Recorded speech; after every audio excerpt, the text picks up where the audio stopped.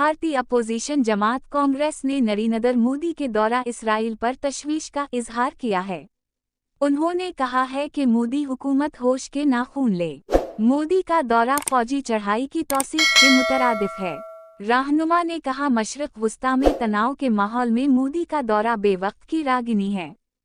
ایرانی پاسداران انقلاب نے آبنائے ہرمز بند کر دی، کسی بھی جہاز کو گزرنے کی اجازت نہ دینے کا اعلان کیا ہے۔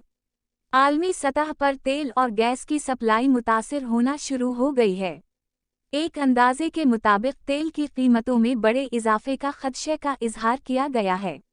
آبنائے ہرمز سے سعودی عرب، UAE، کویت اور ایران سے یومیہ تقریباً 21 ملین بیرل تیل پاکستان سمیت دیگر ممالک کو پہنچایا جاتا ہے۔ اگر صورتحال کا تجزیہ کیا جائے تو یہ بات واضح ہے کہ ایران کی شکست کی صورت میں اسرائیل اور امریکہ کا خطرناک اثر پاکستانی صوبہ بلوچستان تک پھیل جائے گا۔ پاکستان میں شورش میں مزید اضافہ ممکن ہو سکتا ہے، جبکہ پاکستان کو بھارت اور افغانستان دشمنی کا بھی سامنا ہے۔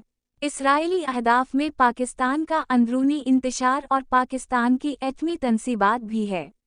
پاکستان سمیت دنیا بھر کے عوام ایران پر امریکی اور اسرائیلی حملوں کے سخت خلاف